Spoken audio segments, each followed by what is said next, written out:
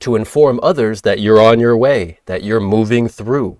You have this closed loop aura and you're flying through space, and hey, get out of the way, keep yourself safe, I'm coming through. It really is a powerful force that is coming through when we're talking about manifestors. These literally were the kings and queens of the world. They ruled over all the rest of us. And so it's hard to love them, especially in the not self. And it's hard for them to love others, especially in the not self.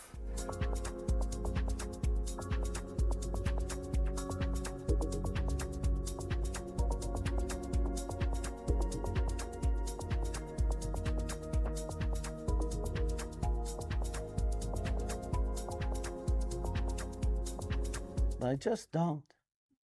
One of the most difficult things in a manifestor's life is love.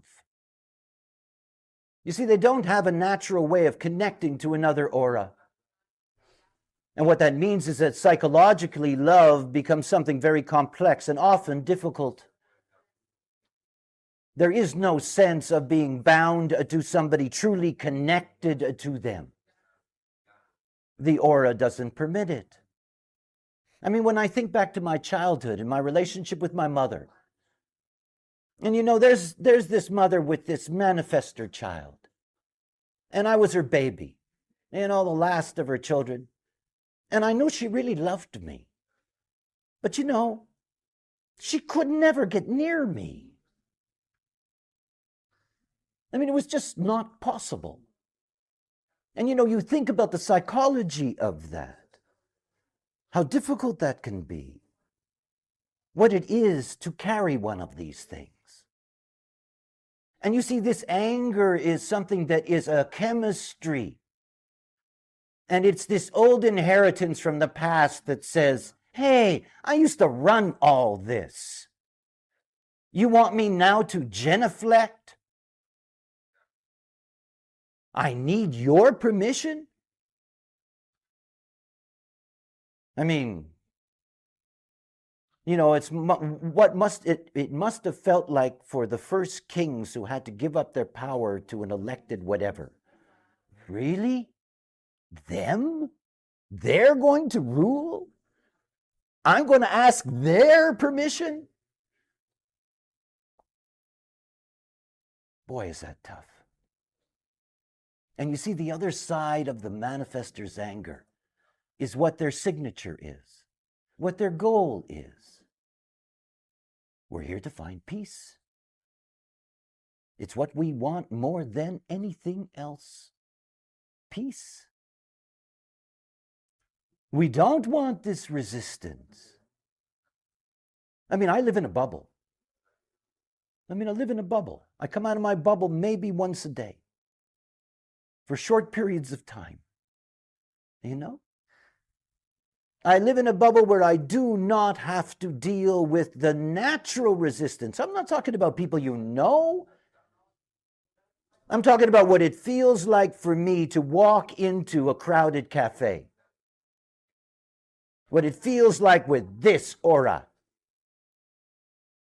See, there is nothing that welcomes you when you're a manifestor. Nothing. Nothing. See, don't put it out. See, when you're a manifestor, people don't know whether you care about them or not.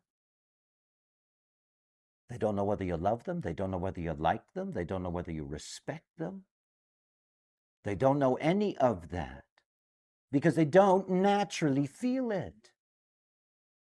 See, generators, you know, the expression, your heart is on your sleeve, you know, this kind of stuff. When a generator steps into my aura, they give me everything, including breakfast. You know, the whole thing. It's all in their aura. You know, and it's like, okay, you know, you're with me now. You know, I mean, they put themselves there. Projector? You know, they hone in on you. I can feel them from anywhere. You know, they're like Marine snipers, you know. Let me get that manifestor. I'm holding in with their aura. It's like, oh my God, please let go for a moment, okay? Just a moment, back off. You know, and then you're a manifestor and you walk into one of these environments and you've got these generator auras all around. And of course, what happens is that they don't get to you. They just kind of do this around you. I mean, I feel it. I got 3 open motors. It is insane. You know, and then the pain you get in your back is the projector who's trying to get your attention. And all of it is just bouncing off. And then they walk away and say, you know, he's not very friendly.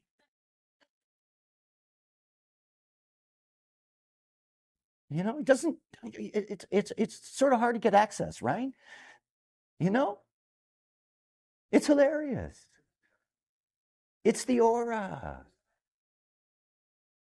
See, this is the magic. When you understand, you want to really understand human beings, you understand their aura. Because the aura is the way in which they interact with the world around them.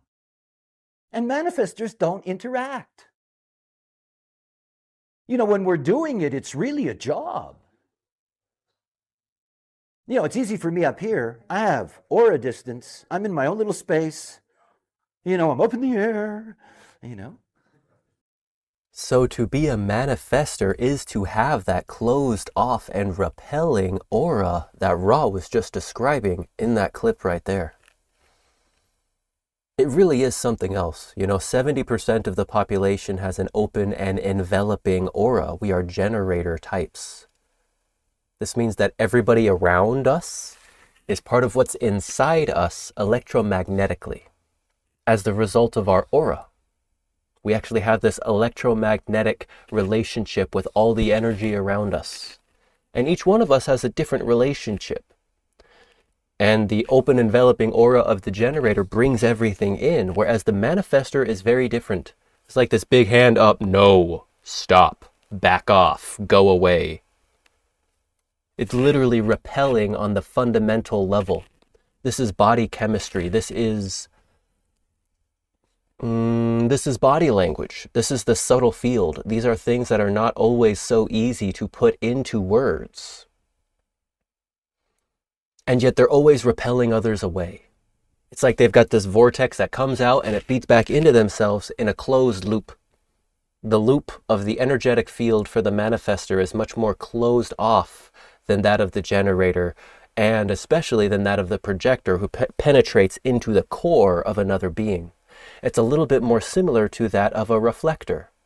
You see, the reflector, Ra describes it like Teflon. Everything just bounces right off of them.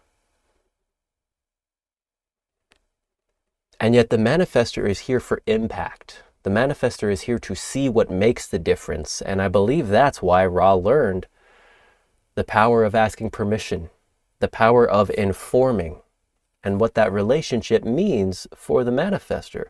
That when you're a child, you actually can ask permission and, oh, finally, I can be free. Great. And then when you're an adult, to inform others that you're on your way, that you're moving through.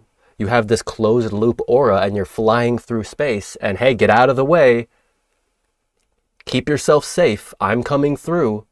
It really is a powerful force that is coming through when we're talking about manifestors. These literally were the kings and queens of the world. They ruled over all the rest of us.